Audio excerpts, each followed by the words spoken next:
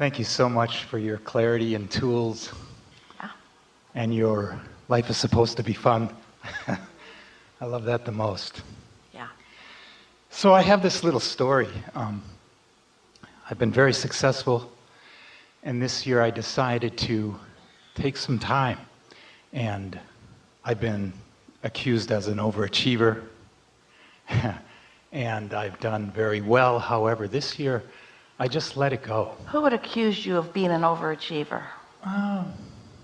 Underachievers? That's a good, yeah. Isn't that funny? Yes. You know, I'd have angst about things, and I was driven, kind of. Driven or called? I like that distinction. When you put things in your vortex and that synergy begins to happen and the cooperative components are being gathered and you are in a cooperative mode, you are called. That's and beautiful. Others who watch you, obsessed with it, think that you're being driven. And maybe you are from time to time, but mostly you're being called. Beautiful distinction. It makes all the difference in the world. It does. This year I decided to be more quiet. Something about 2018, I let go of any angst. I thought that was beautiful, by the way. Thank you for that. And I have enough momentum going where I just let it all go, and the prosperity keeps coming in. I've been very quiet, a bit recluse. And I have a beautiful lake. I happen to live in Asheville in the mountains, and I walk down to this beautiful lake every day. I've been there for quite a while. And it's about 2 miles, and it's just this amazing, beautiful nature walk that I do every day. And I sit on this bench at the very end of the lake, and I'm quiet, I meditate, I look at the scenery out in front of me. It's quite extraordinary. One day a little bird landed on the railing. And I was like, okay, this is interesting. And then it kind of fluttered around, and I had the impulse to pick up a stick. And it landed on the stick. I was like, whoa. And then it flew around it, and then... And the bird says, so much for being reclusive. I had the impulse to stick out my finger, and it landed on my finger. And then I was like, this bird wants to play. It landed on the cell phone in my hand, and I was like, I can't take pictures of you when you're on my cell phone. So I got pictures of it, and it was the most extraordinary feeling. I came back for a week, and I looked it up. It's a olive-sided flycatcher, and it was a female, weighs about 6 grams. And I was like in a different dimension playing with this little bird. Well, those are the operative words. I was tuned in, tapped in, turned on. I was pure positive energy. I offered no threat whatsoever. I was in vibrational harmony with source, and so was the bird. And law of attraction brought us together to revel in the beauty of one another. That's how it works.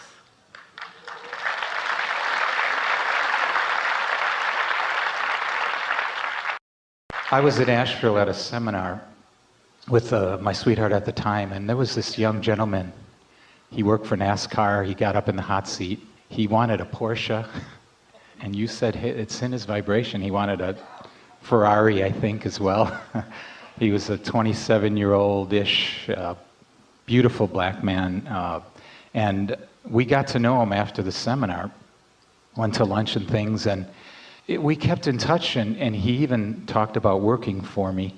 I was having a seminar at the Biltmore and other places like that, and up until the week before my seminar, he was so excited, and he didn't show up. And I said to her, my sweetheart, oh wow, he's not going to show. It's really too bad. And I never heard from him. Turns out his name was James Bowser, and he had died. Is that how he got his Porsche? He took the fast ride. Yeah. He's here now. That's the nice thing about all us dead guys. That's the most significant thing to know about those who've made their transition. They're still eager and interested and living and loving life and eager to play with you. Mm. It's especially nice if you have some point of interest that you can focus upon. composers flow through musicians, and magnificent master painters flow through artists. Genius men of math and physics and science flow through scientists. In other words, so much insights come to those who are physically focused from those who've gone before, but not because as humans you need that past information. It's just a sort of jump start sometimes to the new that will then come. There's a constant and eternal collaboration between what's physical and non-physical, and humans are on the leading edge of all of that. So when you're open, when you understand that there is no closed door other than a door that you close, that it's always open from the other side, when you are in that open frame of mind and expecting to receive. But you got to be in the receiving mode for that. In other words, in the same way that that bird came and demonstrated your openness, that bird was not demonstrating its openness. That bird was demonstrating to you your openness. And it's that sort of openness that gives you access to receiving impulses and thoughts.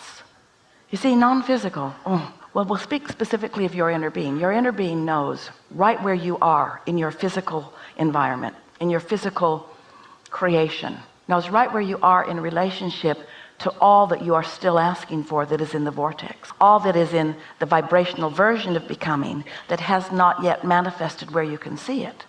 So your inner being knows how to guide you, and these are the most important words, through your path of least resistance. We could say, and you might think it's more positive, through your path of most allowance. But either way, through your path of least resistance. And we like to say through your path of least resistance because we want it to be all right with you forevermore while you're physically focused to have some resistance.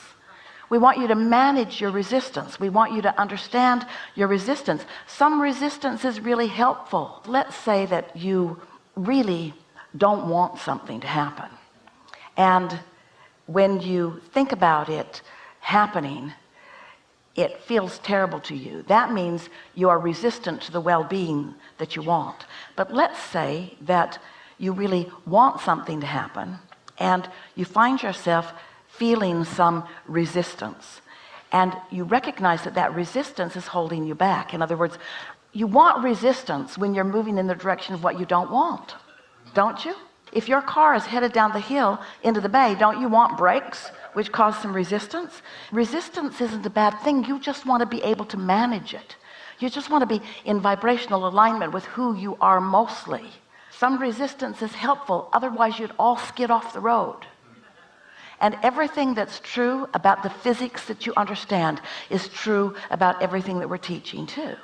So your inner being wants you to get accustomed to this life experience and accustomed to the way thoughts feel and accustomed to the way they feel as you are specifically thinking.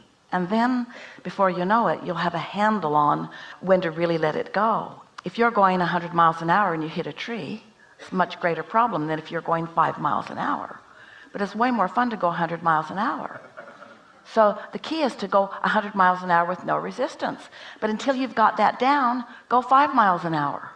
And your inner being knows what your resistance level is and will never inspire you to go faster than your resistance will allow you to be well. How about that? Your inner being is not going to give you a great idea that you're not ready to handle. Your inner being knows right where you are. Isn't that magnificent guidance? And expects your resistance to become less all the time and your expansion to become more all the time. You have this perfect co-creative partner. Yes? Now what? Please tell me that people, the more connected like this and satisfied I get, I love that message today, that satisfaction. I feel so satisfied even right now. It's just so satisfying being here. People I love are sort of falling away. And there's the resistance for me. I just letting it go. That's something that seems perplexing. Well, here's the thing. You know how we talk about the universe at large or your world at large, and how as you tune your frequency, you will attract. So it's this big clump of potential. But every person you know is also a big clump of potential. They have within their vibration things that harmonize with you and your source, things that harmonize with them and their source, and things that don't. So the more satisfied you become, and therefore the more in sync with this powerful co-creative energy of your source, then the more ability you will have to extract from them the harmony and to not notice what isn't. They don't have to change at all. You're doing all the changing. And so then you say to us, instead of people I love are falling away, you say things about people I love that I don't love so much are falling away. And the things about the people I love are coming closer and closer and closer to me, because every person I know is a mixed bag, and I can't control what the content of their bag is, because there are many influences. But you say, I care about being satisfied, therefore I care about being under the influence of my inner being, therefore I care about this powerful attraction that is me, therefore I stand sort of invincible, not losing them. But you see, until you understand that, you might be one of many who has found things about them that are troublesome to you, or that even feel threatening to you. Sometimes you say, oh, Abraham, I've been listening to you and I'm starting to get it, but those people at work are so negative. So you feel sort of protective of yourself, protective of your alignment. Yeah, I need to isolate myself more. I need to be in more seclusion. And we say, no, I just need to be more tuned to who you really are. And then you can be anywhere and extract or attract the very best parts of wherever you are. That's what being an uplifter is.